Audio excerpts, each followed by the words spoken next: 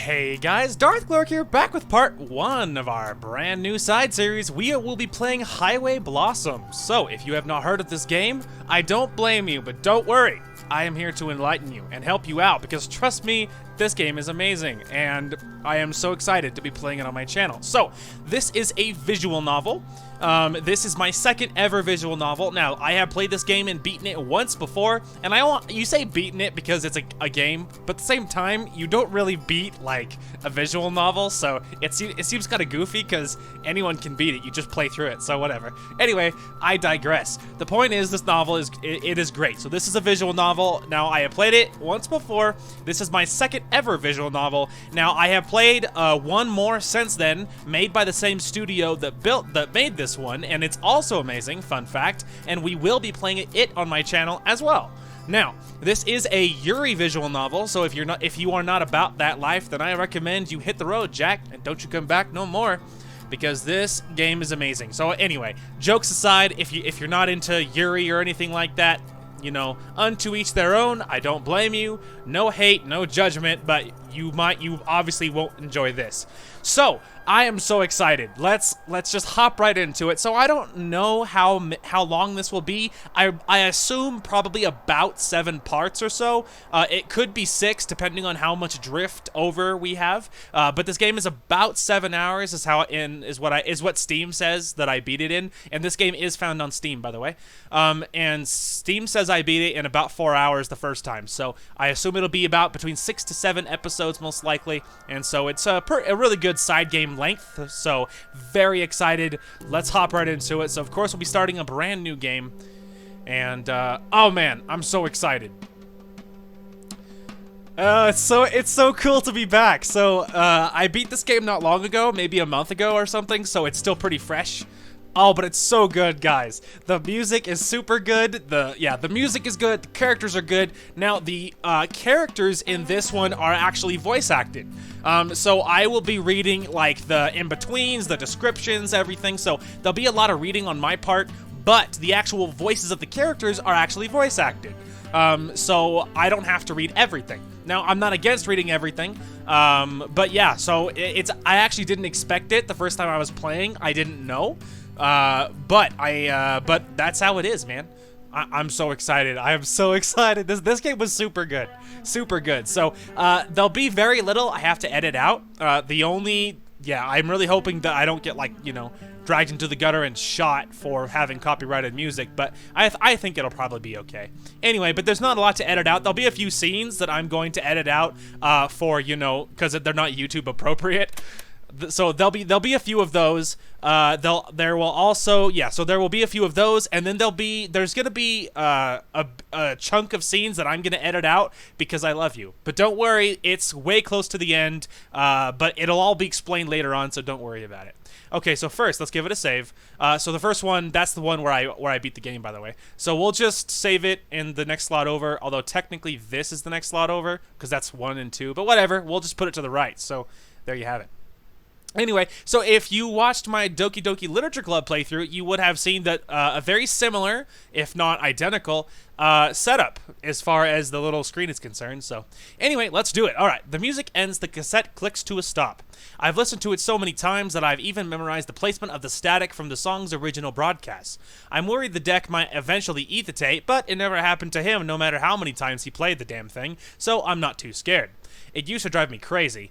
Every day he played it over and over again. Sure, he would throw on something different after a few loops, but soon enough he'd switch back and the cycle would repeat itself. Sometimes I think he would do it just to mess with me. I would be in the back, in bed, smothering a pillow over my head to block out the music. He would just turn it up louder, even during all-nighters. That was so like him. Even near the end, when we had to finally settle down, he was still pulling that kind of crap. I'd come home from school sometimes, and the police would be at the door because the entire block had called in a noise complaint. He said it was because he was hard of hearing, but I know he did it just to get a rise out of the old grouches who live nearby. I think that was his worst fear, ending up just another bitter, not biter. What's funny is I said biter the first time, too. When I was playing through the game my first time, I said biter that time, too. Whatever. Anyway, ending up just another bitter sack of bones. So he did everything in his power to be the exact opposite, right up to the end. Of course, that meant that I would always deal with the fallout. I can't imagine what the neighbors thought, seeing a little girl go door to door, apologizing because some old man decided it would be funny to put plastic flamingos all over their award-winning lawns. I can't help but smile, just a little, even if it does hurt. I take a sip of my coffee. Outside, a heat haze shimmers over the never-ending oceans of sand. So, I forgot what I was going to say. I was going to say something, I swear, but I already don't remember what it is. Anyway, whatever. We'll just move on. So much desert. Even Roswell was just rock, sand, and a few shacks, all alien themed, of course. Oh yeah, that was that. So that was the other thing I was gonna say. So a couple of things. So this game actually runs smoother than Doki Doki Literature Club does, because for the most part, DDLC ran smooth on my computer. But there was this scene close to the end where it was super heavily animated and there was a lot going on, and my computer's GPU just about committed seppuku and just about killed itself, and so it looked like my recording froze when it kind of did. But anyway, this game actually runs smoother than that game did. I think if I had to guess, I guess its requirements just aren't as insane, is what I assume. But I'm not a computer expert. I just, you know, through sheer force of will, I figured them out. Anyway. But you'll notice it when, but this computer, I mean, my computer's still old, so when a text goes across the screen and you'll see a little lag spike, that is my computer, that's just my computer. There's nothing I can do about that. So that was the first thing I wanted to say. Second thing, a lot of this game takes place in the southwest of the US, which is where I'm at in the southwest, and so a lot of this was like super weird to have it described in a game when you know exactly what they're talking about. It's so weird. Anyway, I digress. Didn't see any UFOs though. I'm not used to how dry everything is. Even with the AC on high enough to rip off my eyebrows, I'm still all sweaty. Yep, welcome to New Mexico. Guess that's what happens when you laze around in snowy Colorado for a decade. In that regard, the desert is a nice change of scenery. I don't exactly hate it. News sites are nice, especially since his health didn't allow him to do a lot of traveling when I was a little girl. I could see myself getting used to this. Well, maybe in another 15 years when I have paid everything off. Ah, damn it, Amber, snap out of it. You can worry about that later. This isn't your trip, so stop being so selfish. I push the eject button. I take the tape out and look it over, probably for the 20th time today. Years worth of brown stains and greasy fingerprints are smudged all over, making it feel grimy to the touch. It still works like a charm, though. There are more cassettes in the glove compartment, a mixture of mine and his, mostly his. I should just play one of those and get it over with. My hand gravitates towards the latch. It would be okay, right? No.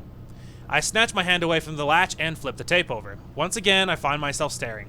With a sigh, I stick it back into the deck. I reach toward the play button, taking another look to see if the road is still clear. Like always, it...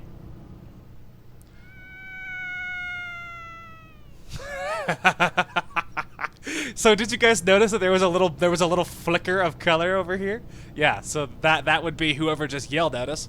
Anyway, but yeah, like I said, the voices in this game are voice acted, so I don't have to read those. And there is like audio cues and stuff. The game after this that we will be playing, maybe not directly afterwards, but that's a different topic for later.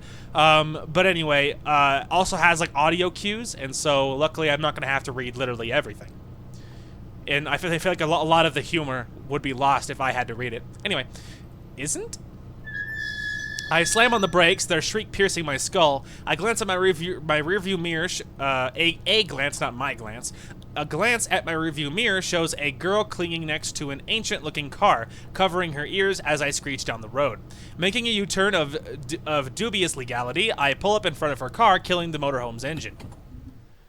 I hop out and shield my eyes from the blazing New Mexico sun. Only now do I realize how precious the AC really is. Too freaking real. Like, you don't realize how, like, thankful you should be for AC than the moment that your AC goes out in a New Mexico summer. Once that happens, you'll be like, literally, the greatest invention on earth is the air conditioning, because I'm gonna die. Yeah, it's way too real. Anyway, it doesn't take more than several steps before the girl comes bouncing up to me with a look of relief. Oh my god, thank you, thank you, thank you! I was starting to think no one would ever stop. Pause before I get any more into this. If the audio or visual isn't great, it'll be fixed in subsequent episodes. It's a disclaimer that I do on every playthrough I do because it's kind of a trial and error. I did do an audio test and it seemed okay, but yeah, just, you know, we'll just see, but I assume it'll be fine. With each word, she gets a little closer until we're finally within touching distance of each other, her smiling face now filling my entire field of vision. Her bright auburn hair is done into a girlish sidetail, glistening beneath specks of sweat. Standing out in the heat has made her round, pale cheeks a sun-kissed red, but she still looks put together, like the desert would sooner melt her than do any real damage to her looks. I almost feel embarrassed to be in front of someone who dresses so cutely, her frilly green top and skirt putting my red t-shirt and khakis to shame. It's all brought together by one thing though, her eyes. They're blue, vividly blue, deep and rich. I know this word. Complementing the traces of her misty perfume as she gets closer and closer. Too close, too close, too close. I scramble back and cough, trying to hide my awkwardness. No problem. What's she doing out here alone? Driving through? Hell, is she even alone? I peer off into the plants on the side of the road, half expecting a guy to pop up from his hiding place now that some idiot has fallen for their trap. That idiot being me, of course. But, much to my surprise, no one does. Instead, the girl continues to stare at me, smiling as she patiently waits for my response. I glance behind her, focusing on her car. So what's the issue? Your car breakdown? I think so, yeah. I was driving and I just kind of...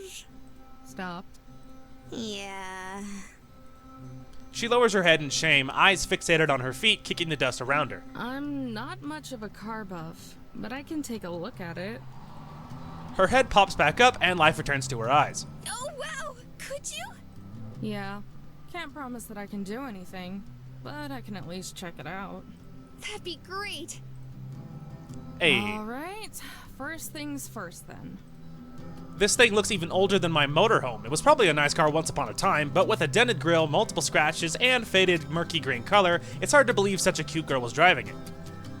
I slide into the fabric seat and start the ignition. I don't know too much about how this stuff works, just enough to keep the motorhome from giving out, but I can't imagine it's too significant of an issue, probably just a dead battery or... You could like see her take a breath. No gas. A single car passes by, cooling us with a refreshing gust of wind speckled with dirt and sand. Literally, if you had to choose one sentence so far to describe the Southwest, but like New Mexico, Arizona, it's this right here. A single car passes by, cooling us with a refreshing gust of wind sprinkled with dirt and sand. I said speckled the first time, but you know, sprinkled with dirt and sand. That's how it always is. If the wind's blowing, dirt is probably with it, and it's gonna hit you in the face. And you don't know how gross your skin can feel until you can taste dirt in your teeth from wind. Like, that is just New Mexico in a nutshell. It's hell. I hate it. Anyway. Is something wrong? Bias aside, let's get back to it. Is this a joke? Oh no, did I break it? No. It's just out of gas. What? No way! Dad said I should have filled up before I left. Is she for real? Why is this girl in the middle of nowhere by herself? As if trying to force all the ideas into the center of her brain, the girl grabs her head and whines under her breath. Ah, man, and I didn't charge my phone either. What am I gonna do? I'd offer her mine, but I've never had a cell phone in my life. Seems like you'd have to be pretty absent-minded to forget that, though. She whines once more and turns to me. Hey, this might seem a little weird, Oh no. but could you take me somewhere nearby so I can get some gas? And what do you know? She actually did it. How long did you say you've been stuck out here? I don't know. A few hours, maybe? I've been trying to wave down everyone who drives by, but you were the first to stop. Hold on, everyone? Yep. This heat must have fried her brain. Does she have any idea how dangerous that is? That's probably not a good idea, you know. She cocks her head to the side and gives me a look of genuine curiosity, like it wasn't obvious or something. Huh? Why?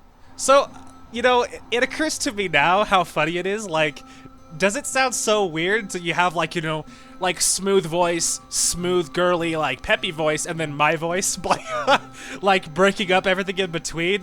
Like, oh man, that's gotta like break your immersion. Man, that's gotta be rough. You've been like, oh my gosh, his voice is so grating in comparison to these two's voices who I'm listening to. Anyway, speaking of voices, her voice is so adorable. It just makes me laugh. It makes me smile every time. I'm like, you're so happy. I love that. Well, you know, a cute young girl alone in the middle of the desert, it's just asking for trouble. The other thing is Amber. It also cracks me up how what she says is like so filtered in comparison to what she's thinking. Like, it just cracks me up how different it is. Because, like, you know, earlier she's like, you know, is she an idiot? And then she's like, you know, it's probably not a good idea. So it's just funny how different that was, because, like, mentally she was saying you're like, you know, the sun has fried your brain, but then out loud she's like, you know, hey, that could be dangerous. Like, so it's just funny how different that is. You'd be like, oh man, you're so cynical. It just cracks me up. But you're a cute young girl alone in the middle of a desert. What? Her comeback takes me off guard, and I turn away a little, avoiding eye contact. Yeah, but that's different. A smile returns to her face. The same bright one that she showed me when I first pulled over. I'm still avoiding eye contact, but she leans over to the direction I'm looking and continues to smile. So, do you think you can give me a ride? I don't know. Please! It shouldn't take very long. This girl, it's like she didn't even listen to what I said. Still, better me than some psycho. Besides, it's not like a small detour will make me late or anything. I guess it's fine. I'm not in too big of a rush anyway. So that's the other thing I meant to say. So obviously, the first time I played through this, obviously I wasn't doing it for YouTube. So you know, for my channel. So that's the thing, is I have a habit where I have read already what it says. So the last like few words of a sentence, I finish it and I click beforehand. But with this game, obviously their voices are voice acted, so I don't have to read that. So the problem is that when I do it, it kind of makes us talk over each other a little bit. Like, I will speak over the first two words of her sentence. So I'm gonna try and break that habit for games that are voice acted, where if they're gonna say something, like, I should read my sentence, be done, and then click, so I can move it so I don't talk over her and she doesn't talk over me. So that's my bad. If that drives you nuts, I'm sorry. That's my bad. I'm trying to fix it. Before I'm even finished, she's springing off the ground, bouncing to the motorhome. Hey, wait! She just can't keep up, but it's already far too late, as she somehow made her way into the motorhome before its owner even finding the time to give me a small wave from the passenger seat. I heave a heavy sigh, rubbing my temples. I climb back into the driver's seat. The key is still dangling in the ignition. I wrench it around, and the motorhome roars to life, forcing a surprise squeak out of the girl.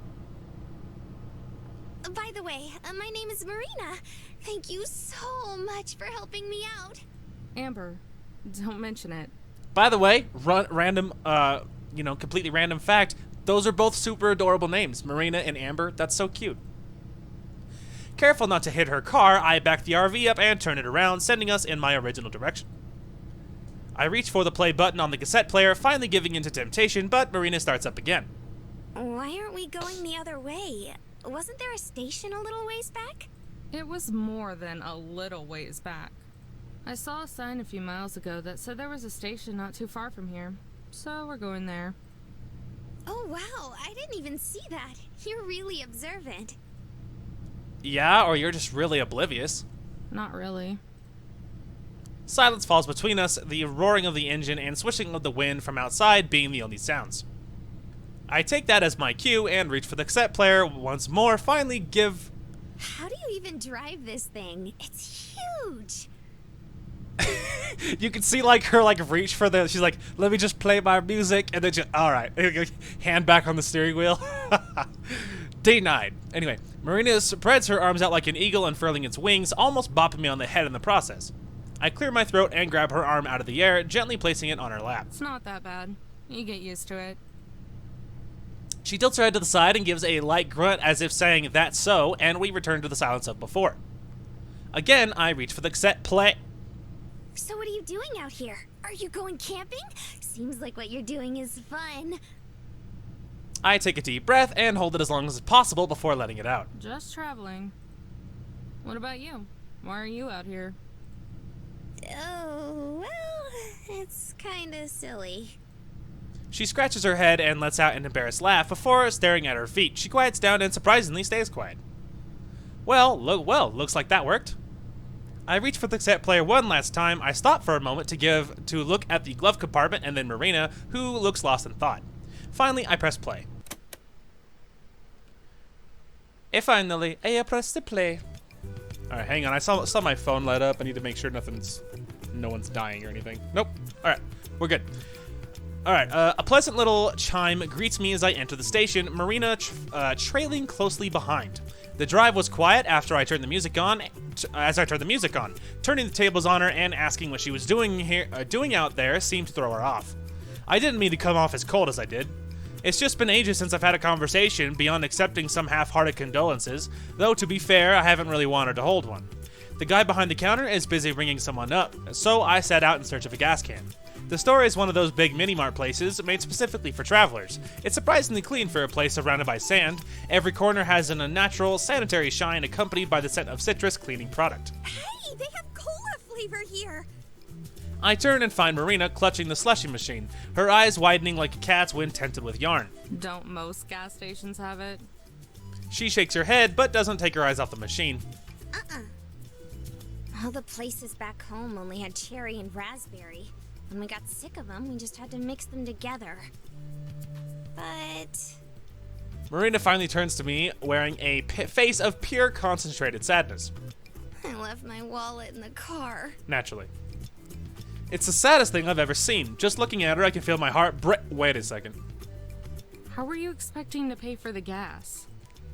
I don't know. I just remembered. How did she last 5 minutes out in the desert? Fine, I guess I'll pay for it. Really? Yeah. And grab yourself one of those slushies too. But make it a small one. Her pure concentrated sadness melts into pure concentrated happiness. You're the best, Amber. She grabs a cup and holds down the button until the slushie overflows and drips down the side. I was going to pay for the gas anyway, but I'm hoping the drink makes up for the drive over. I spot the gas cans and with Marina happily sipping her drink, grab one and head for the counter. The guy at the register is still ringing up the same girl. Lines of flimsy plastic bags line the counter, filled with a mixture of off-brand junk food and gardening tools. He scans the items as the girl digs through her wallet, her bandana-wrapped head pressing a phone against her shoulder. Aren't you supposed to be the badass mechanic? What good are you if you're not? She swipes out a card and hands it to the cashier, more interested in staring at her nails than looking at him. Who the hell would I know? Have the squirt check underneath if you're so curious. On the other end of the line, I can hear the faintest of squabbling. I can't make out anything they're saying, but the tone sounds worlds more tolerable than the girls. If it's that old, then I say do it. Cash is cash. It's not like anyone's gonna care. You better not take as long as last time, though. I'll be waiting for you slackers outside. The girl slips her phone back into the crevices of her dangerously unzipped jumpsuit, while what little clothing she has on underneath looks like it's going to burst from the slightest movement. Not my type, especially with that personality, but it's hard for me to do anything other than stare. The attendant reaches out to help with the bags, but the girl snaps them away before he can. She shoots him with a heated glare that burns straight through the man and into the wall behind him. Turning around, the girl looks at us for a second before rolling her eyes, then marches out the door, the bags weighing her down as they nearly scrape the ground. Yep, definitely not my type. Good luck. Marina and I set the can and the nearly empty slushie on the counter. Will that be all? Yeah, sorry if we're more boring than that other girl. The attendant hacks out a dry cackle and scans the gas can. He flicks his oily ponytail behind his shoulder and then rings up Marina's drink. And a lot of folks passing through and stocking up the past few days. Pause. Save. You guys remember how laggy the save thing was in Doki Doki Literature Club? It's so awesome to have it so fluid. Anyway. It's been a good change of pace. I'm guessing that's why you girls are here too.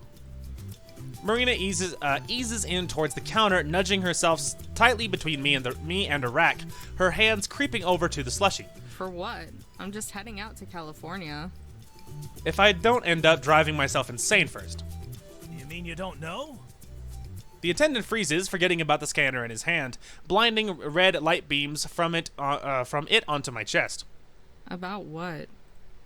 Why, the treasure.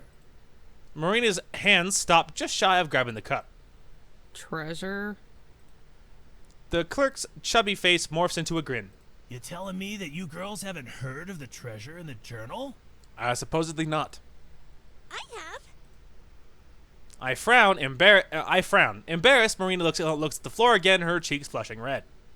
I guess she's always just this forward. Oh, well, I heard about it on the news. It's kind of why I drove down here. You drove out into the middle of the desert for treasure?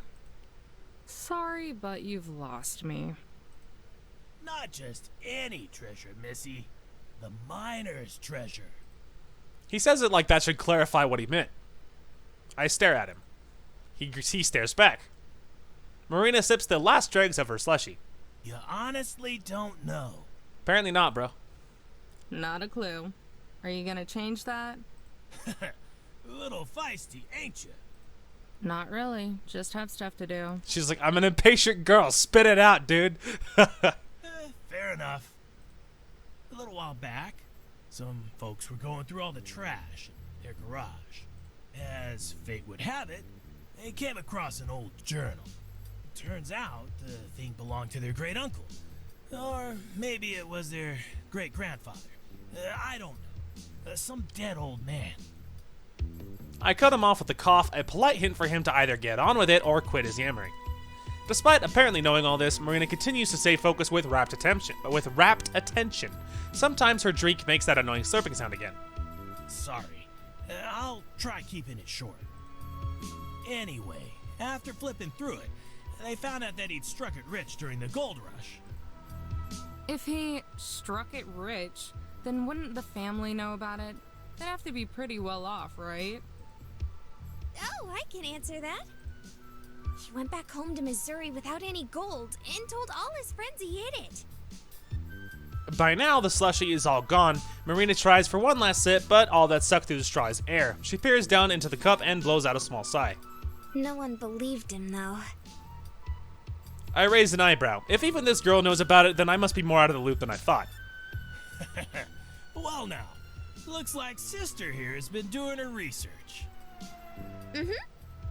The attendant leans onto the counter and smirks. Story goes, he wanted to eventually move his family out west and dig his gold back up along the way, but kicked it before he could. He slides his thumb along his neck and makes a cheesy sound effect to go with it. Marina giggles, but I just keep staring. The folks that found the journal ended up selling it to some hotshot publishing house. Now everyone wants to retrace his steps and find the treasure. Shipments have been selling like hotcakes. Just got ours last week. He points to a rack of identical books sitting by the door. A sign hanging above it reads, "Treasure of the Desert, a miner's journey. Take part in the new gold rush." Yeah, that'll stick in people's heads. And people are really buying into this. As you can probably already tell, Amber is incredibly cynical. She's like, I don't know, she would probably call herself a realist, but she has a lot on her mind, okay? She's, there's good reason, all right? Sure are. I've worked here for over 20 years, and never have I seen this many people passing through. Even the Banshee before you was here for some supplies and a journal. The Banshee before you. Oh man, that's a terrible description for someone. Sure, okay, this is a hoax if I've ever seen one. And where is this supposed treasure? No one knows. It's all scattered around the desert. They say the journal has hints to its whereabouts. She's like, oh yeah, I believe you. Marina, you said this is why you drove out here. Yep, that's right. But you don't really believe the treasure exists, do you? Probably. Sure I do. There you go, see, what did I just say? She pauses to think. At least, I want to. But wouldn't it be super cool if there was treasure?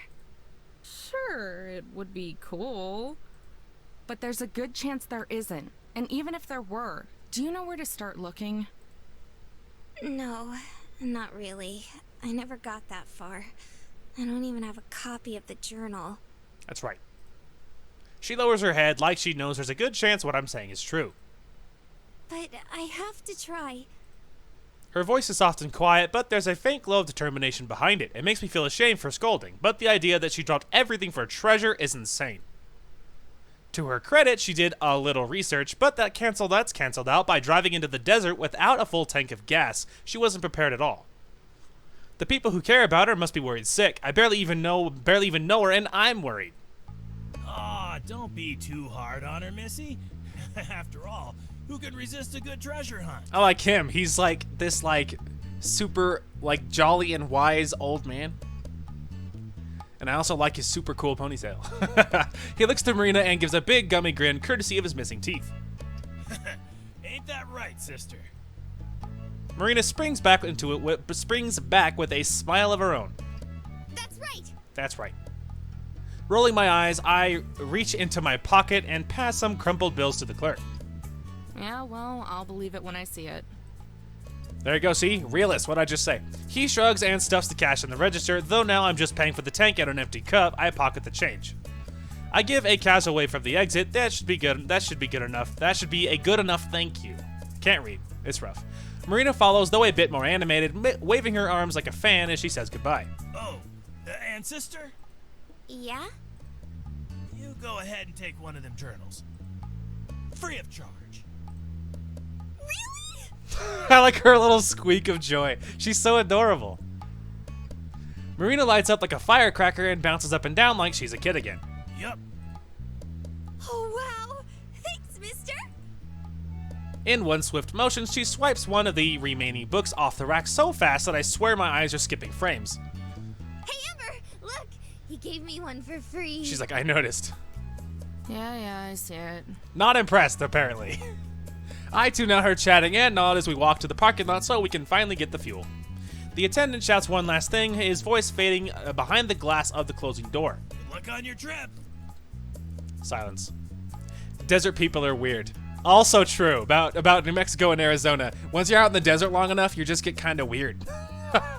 Like everyone's kind of thinking it. So like people that aren't from the area pull through and you're just kind of different and they're just like, I don't like this part of the country. These people are weird. Too real. Too real. All right. The journey continues. Will they get their gas? Will they find No the treasure? way. All right, sorry.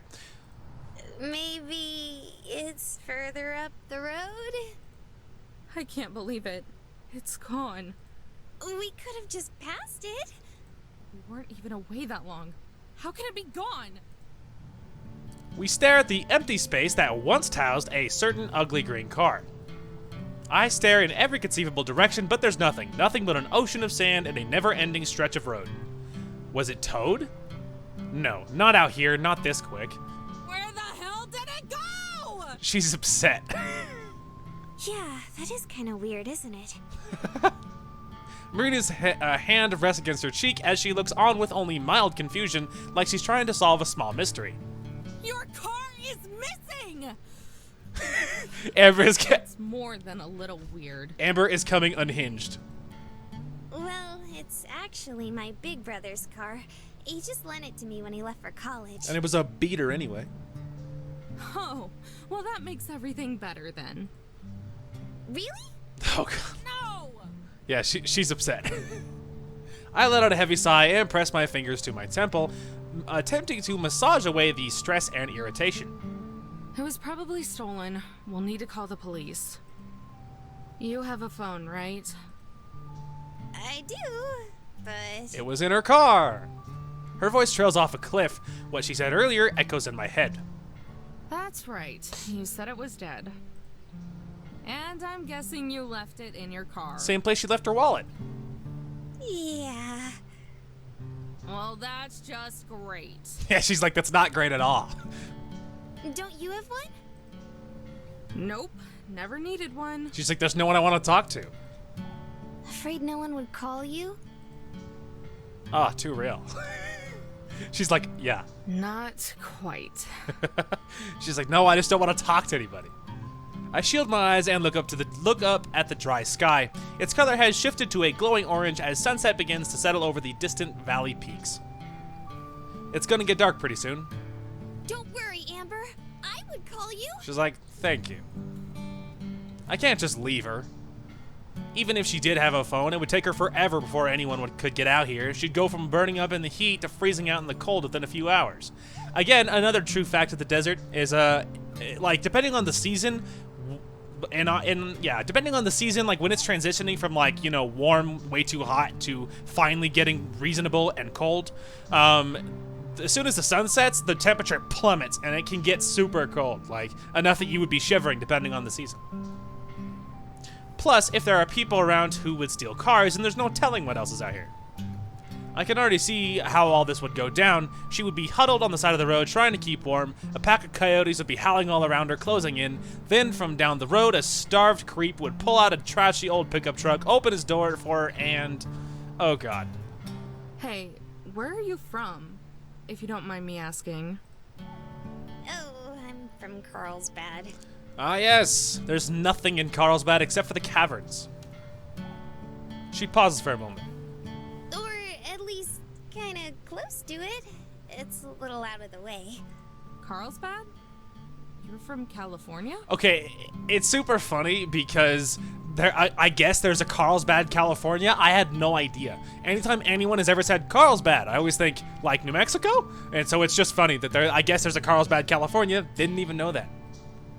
No, silly. Carlsbad, New Mexico. Ah, see, there you go. Oh, right. Had me going there for a second. How far is that? A ways. Maybe 2 hours from here? I mean, yeah, like a ways depending on where you are, I guess. Wow. You didn't get very far at all, did you? 2 hours. Marina lowers her head in shame. I never really seem to. Sad face. Though I'm not really one to talk, I've been on the road less than a day. Would have gotten farther if traffic on the I-40 wasn't such a pain in the butt, or if I didn't pick up Marina. Hey, listen. You don't live too far away. If you want, I can probably give you a lift back home. I prep myself for an explosion of thankful energy and excitement. But there isn't one. Instead, she continues to stare at the ground, her hands now balled up in a fist as she fidgets ever so slightly. Something wrong? She shifts her gaze from the ground and looks me straight in the eyes, drawing a deep, long breath. Remember the treasure we were talking about at the store? Oh, I remember. Yeah? I know it's a lot to ask, and you've already helped me out so much already. But do you think you could take me to the first place the treasure is? Huh? She's like, what? She wants to keep going, even after this entire disaster? The treasure! Could you take me to the first? I heard you the first time. It's just... You don't even know if this thing is real, but you've dropped everything to go look for it. And now you're asking me, someone you've just met out in the middle of the desert, to take you to it. Even though you don't know if it's real and you've just had your car stolen. And your wallet and your phone. Did I catch all that? Uh-huh. Shameless.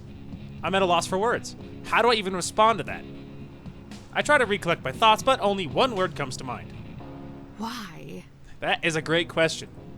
Marina shrugs. Nothing more than that, she just shrugs. I take a look at her, a good look. Her wavy hair has been dried out by the hot desert air. Her face is red and drenched in sweat, probably close to melting off her makeup. Even her nice clothes are a little ruffled. But despite all that, this cute peppy girl wants to keep pressing on.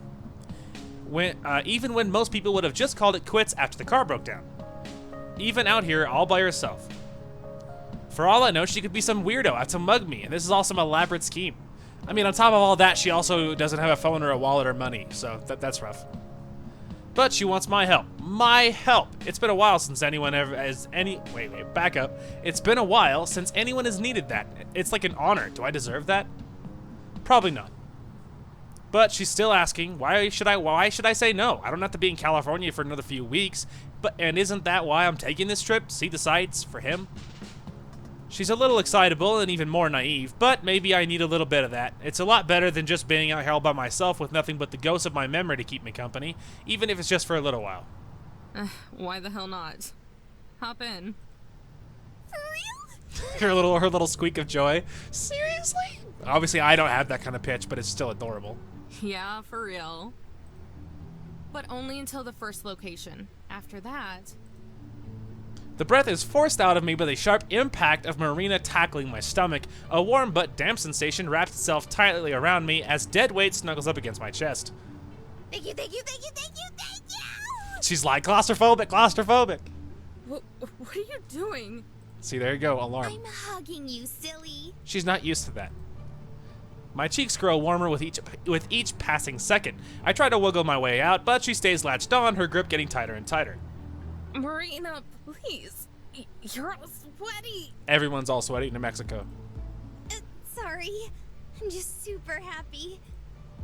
She unlatches herself, letting me clear my throat and recollecting myself. And being able to breathe. Anyway, let's get inside. I'm burning up out here. There you go, everybody. Road trip. Oh, sorry. It's been a day already. I'm tired. All right. We clamber back inside the motorhome, leaving the dry hellishness behind. I turn the ignition and let the AC blast away the RV's stuffiness. Letting out breaths of sweet relief, Marina and I collapse back into our seats. All right, so where's the first piece of the treasure? Who can say? Well... This is where she says she has no idea. You have no idea, do you? Called it! That's not true! The news said a part of it was somewhere here in New Mexico. There you Probably. go. There you go. It's only one state. How much space could there be? I am not surprised at all. Should have seen that one coming. You have the journal? Yeah? She hands the cheap paperback book to me. The cover feels like it could fall apart at the turn of the page. The whole thing is fitting of its rustic design.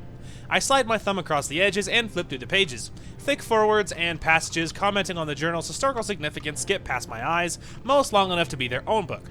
Finally, a photocopied picture of one of the original entries appears, preserving the faded cursive lettering, the entire thing printed on the first page over. Crusting brown stains and wrinkles engrave the photo. Some of the writing has been scratched out too, like someone made mistakes and couldn't erase them. I hate to admit it, but for something that's probably a sham, the thing looks pretty authentic. Okay, so this is another part of it. So through several times throughout the game, like original passages pop up. That is this. That you're reading the actual journal, and obviously it's like a super old. It's like obviously from like whatever, the Gold Rush or something. So it's super old. So I wonder if I should read it in like an old accent. With bounty and satisfaction in hand, I am now homeward bound, the perilous journey forthcoming. Though my unrivaled intellect and unmatched ambition, I not though it's through. Through my unrivaled intellect and unmatched ambition, I have succeeded in accomplishing what many believed would no longer prove profitable. Of course, this only comes as a surprise to those around me, not myself. I had traveled this way on the trail with many others from the Missouri Territory, but as my typical characteristic success grew, I could sense the envious stares amongst my so-called peers. The danger eventually became so great that I wished to flee, but my companions left before I woke. For what reason, you may ask, I do not know. It is with this in mind that I have taken it upon myself to leave a note for one of my fellow prospectors to borrow his steed, so that I may one day return to settle with my family. But if this journey has taught me anything thus far, it is that the jealous, conniving eyes are abundant. But I am no fool, and I missed the rest of it. Yeah, I'm not reading all that crap. Where should I actually start? Let's see. If he left California, lived in Missouri, and supposedly hid something in New Mexico, like Marina said, then we're looking at for is likely a ladder entry. Ah, here we are.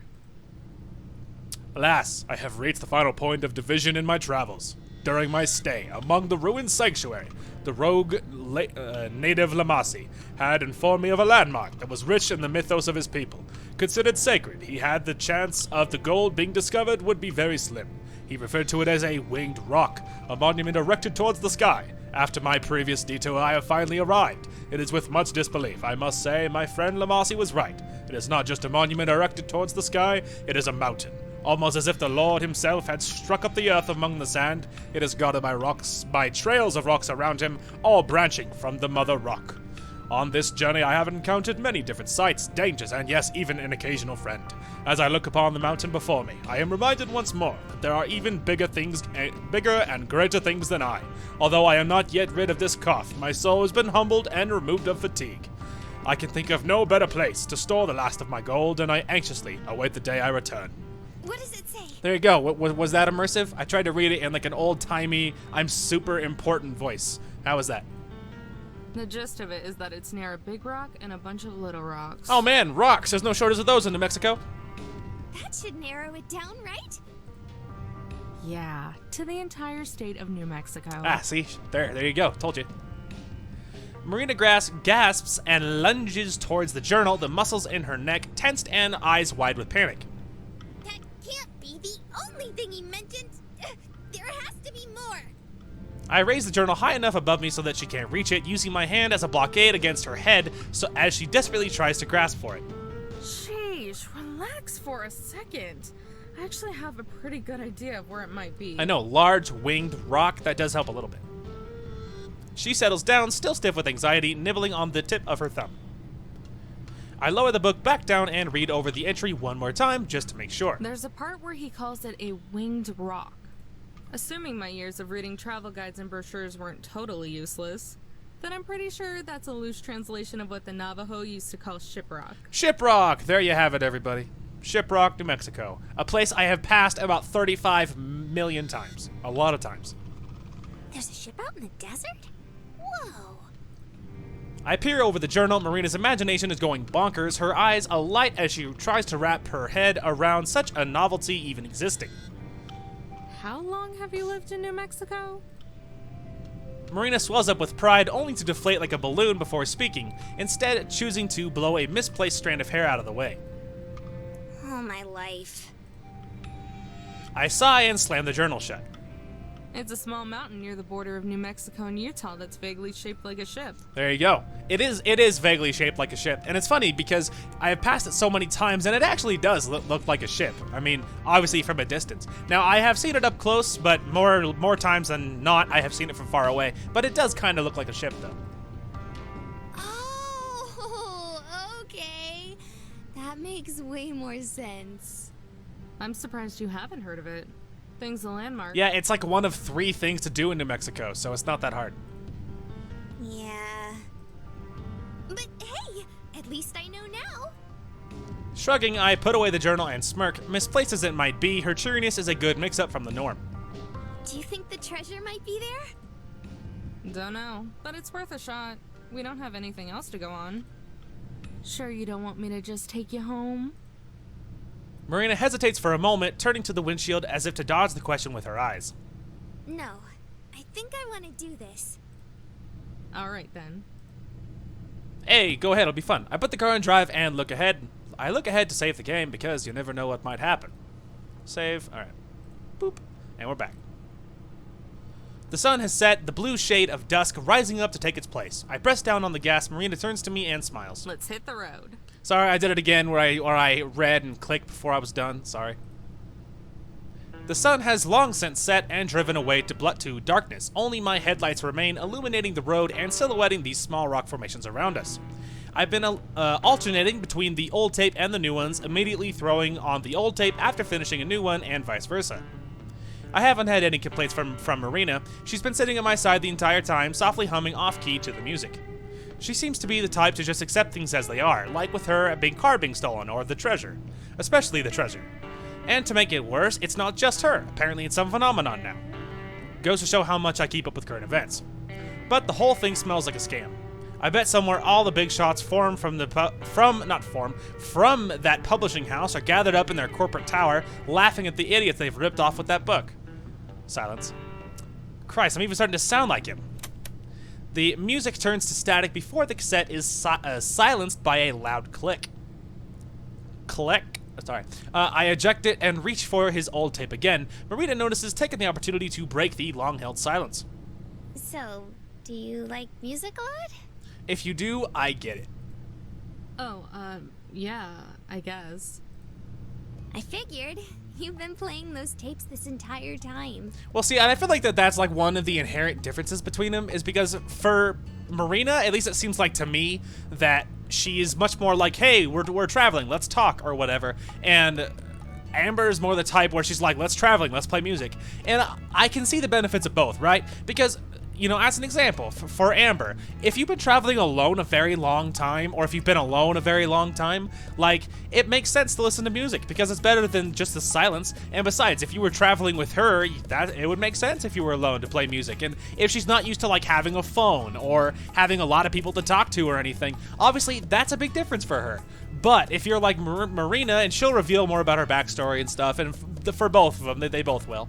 But if you're like Marina, where you're used to people, obviously you would have less time to, you know, rock out to music. So, you know, it makes sense. She picks up one of the tapes on the center console and inspects it, going as far as to poke her pinky through one of the holes. Though, I'm not sure what you'd call this type of music. Yeah, I've just been playing whatever. Mostly jazz fusion and alt country. Throw in some new age crap in there for good measure. Like, all of that is like, but why though? Like, country, love it. Love country. I'm one of the, like, 2 people on the internet that love country, apparently. But, love country, that's great. Jazz fusion, like, what even is that? Or alt country, what is that? And new age crap, what does that mean? You would have to give me an example. Like, jazz fusion, here's a jazz fusion song, and you play it, and I'll be like, oh. It's like reggae. Like people are like, yeah, I love reggae, and I'm like, let me look that up. Or a better example, ska. People are like, you know, oh yeah, that's like ska music. I'm like, what the heck is ska music? And my brain conjured up with ska. It conjured up this image of like Celtic or Irish for some reason, and then I played it, and it's not even close. It's like polka or something. You know what I mean? Or polka, whatever it is. It's weird, is what it is, and it's not at all Irish or Celtic sounding. And so I was like, are you serious? This is ska music? I'm so insulted that this is not nearly as cool as I was even picturing. Anyway, I digress. Most of these are mixtapes I made when I was little. Cool. Any names I'd recognize? Probably not. She peeks at me through the holes of the cassette wearing a wide, genuine smile. Probably not. See? What did I say? Aw, come on. Try me. Why not? Maybe I'm not giving her enough credit. You know, Gabriel, Gertu, Weather Report, Donovan, Methany. See, I literally know none of those, and I'm a big music person. Marina gives sage-like nods and grunts of understanding as I list off the names. You have no idea who any of them are, do you? To be fair, no one does. Not a clue. There you go. That's what I thought. Sorry. I usually listen to whatever's on the radio. I crack a slight smile. It's alright. I could see how it might be hard to get into. My gramps used to call it road trip music. I still think it's nice, though. It's making you really happy. You think so? She taps her finger gently against my cheek. I pull away a little, but let her do it anyway. Yeah? Why else would you be smiling? I've never really thought of whether it made me happy before, but I do know that it made him happy, so that's good enough for me. That's actually why I'm going to California. You know, for a music festival. For real? Where? Not far from Palm Springs. Palm Springs? Like the actual Palm Springs? Don't know if there are any other Palm Springs in California, but yeah, they do it every year for a few weekends. I went to my first concert a little before I graduated. She rests her head against the window and stares at the road ahead, her smile fading but still there. It was so much fun. An entire weekend of that sounds super awesome. Nah, it ain't that cool. Marina flings her head away from the window and turns to me. Now she's staring at me like I'm crazy. How could you even say that? It's the coolest thing ever!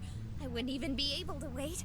I'd want to see all the bands. You know, her, like, enthusiasm for life is so refreshing in some ways. Because, like, in some people, you do see it where they're just, like, peppy all the time and they're just excited to be alive or whatever. And often, and maybe I'm cynical and maybe I have a problem, but to me it often comes across as irritating or fake or whatever.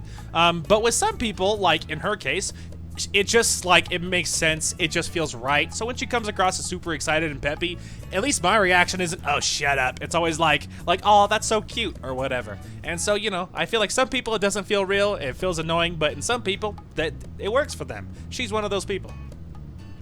Sheesh, relax. It's not like I'm taking it for granted. It's just that there's only one group I know I want to see so far. That's right, his favorite group. Just one? He was so excited when he got the tickets. Just one that I'm excited for. I'll watch a bunch, though. Releasing a long sigh, Marina eases back into her seat. Oh, good. I was afraid you were going to head home after you saw your group. You crazy? I'd like to at least have a little fun before worrying about all the expenses I gotta deal with. Oh, she just remembered bad things. Expenses? She's like, I don't want to talk about it. Damn it. It's nothing. She gasps. Are you in debt? Is it college loans? My brother said those aren't fun to deal with at all. I imagine. Got too comfortable. Should have just kept my trap shut. Or did you just spend too much on your tick? Without warning, I swerve off the side of the road and onto the rocky sand, cutting Marina off and nearly giving her a heart attack. Marina shoots me a worried glance, her face still pale. Oh my god! What was that? Are you okay? I pinched the bridge of my nose and my elbows on the wheel. Amber, I've been driving all day. I'm a little tired. where are we?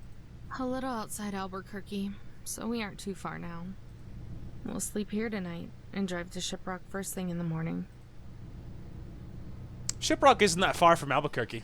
You go north for a while, but it doesn't take very long. Comparatively, right? Comparatively. It depends on what your definition of long is, but my dad was a truck driver for a lot of years, so for me, long is like across the nation, so, I guess that's not very fair. Anyway, killing the ignition, I climb out of my seat and into the living quarters. Marina trails behind me. I yank open the bathroom's Velcro latch cupboards. Inside is a folded stack with a blanket, sheet, pillow, and my old gym clothes from school. I scoop them up and toss them to Marina. She scrambles to catch it, desperately balancing them as they lean out of her arms. Sorry about the clothes. I don't have any actual pajamas. You can sleep on the couch. It folds out into a bed. Oh, okay. Alright then, see you in the morning. With that, I step into the back room and slam the sliding door before collapsing onto the oversized bed. Even in the darkness, I can make out the pictures hanging on the wall. Once upon a time, they were generic scenic pieces. Now they're photos. Photos of me and Gramps. Look at the little baby Amber! She's so adorable! Anyway, my favorite is the one of us in front of a museum for music, rock and roll to be specific. I was just a little pipsqueak back then, holding up an autographed vinyl sleeve that was about the size of my head. He was by my side, squatting down and ruffling my hair as I gave the biggest smile I could, even with my missing teeth. I let out a sigh and fixate on the ceiling skylight, a small sliver of the moonlight shining through. It feels like an eternity since I have last laid down in this bed. I remember it felt like being hugged by a cloud. Now it feels like concrete. Tiny creaks from the room next door, accompanied by Marina's little squeaks of determination as she struggles with the fold-out bed, until finally I hear a loud thud. You can just hear her go, "Ah!" Just like get crushed. I can't help but smirk a little. I should have warned her that it was heavy. The room over goes silent. I hope it didn't crush her. Luckily, I soon hear footsteps tiptoeing across the carpet. Then on the bathroom tile, they stop outside my door. Hey, are you awake? Her voice is weak, barely above a whisper. It's almost impossible to hear as it's muffled through the door. I know I've said it a lot already, but I really mean it. Thanks, Amber. So, quick pause. Now, this was actually a super interesting moment for me because, like I said, this was my second ever visual novel. So I hadn't ever played any before this, but now that I've played, even if only a tiny, because I played, DDLC, of course, but obviously that feels like a super different because it's like horror and like fourth wall breaking, and there's a lot of craziness there. But I feel like that this was like the first. I mean, it's what I assume because again, I'm not like the most, experienced visual novel person ever. But this felt like more of a normal one. And so it was super cool to me that like when she spoke, like it's obviously sounds like she's speaking through a door. Like it's a little detail, but it means a lot to me. It's super it's super immersive. It helps you really get to the experience. And I really liked that it was nothing I had experienced before as far as visual novels are concerned. And so I super loved that it actually felt like that. I really liked that. Good night. I continue to stay silent. In the dark, the ceiling looks like it's constantly changing in size and dimension, sometimes getting bigger and further away, over times getting closer and smaller. I look down. Through the crack under the door, I can see her shadow turning around to leave. The words slip out of my mouth before she can even take her first step. Night, kiddo. A title card. So, I don't know, but this appears a lot. I assume that it's kind of like the break in chapters is what my mind has kind of always assumed it was. So obviously we're at an hour right now, and that's the thing about visual novels. You can stop anytime, because of course you can save it anytime. So it's just that easy. So let's go ahead and give this a save here.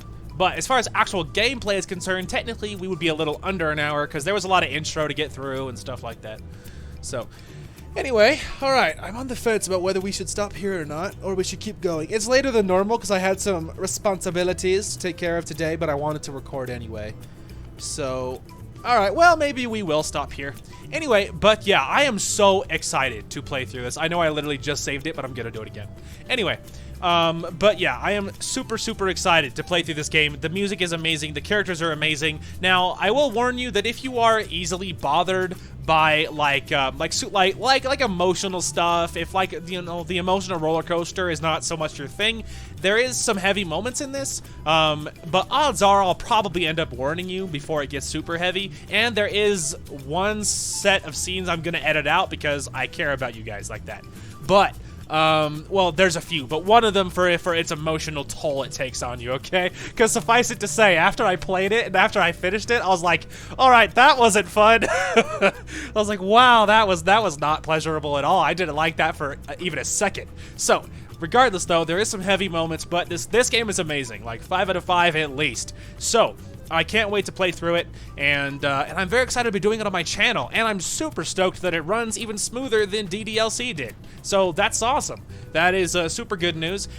Our next visual novel, that one I'm actually worried about because even while doing nothing else, that one has some crazy lag on my computer. It's not super crazy, but there is lots of lag spikes. You can see little glitches as it's trying to keep up, but the game is super pretty and jaw-droppingly pretty. But the other game that I'm not going to talk about until we get there, that one I'm worried about. I'm worried that it's going to be so bad it's not going to be worth seeing or playing yet until I have a more powerful machine, and I have no idea when that'll be. And so that one I'm a little worried about. We might have to wait, but I'll do a test, and we'll just have to play it by ear. But anyway, regardless, I'm super excited to be playing this, and that's what matters. So right after this, I will be recording Fallout 4 despite the lateness of the hour, and we'll just be trucking along in that, and then tomorrow I think should be normal. And but tomorrow, I mean, I'm gonna try and get up a little earlier, so I have some responsibilities tomorrow, but I'm hoping to get through them a little bit earlier than normal so that I can get on recording, and so nothing will interfere that way. I kind of assume it'll be all right, but you never know, I suppose. Anyway, that is gonna call for this one. Thank you guys so much for watching. Hope you guys enjoyed the content today, and we will talk to you guys later.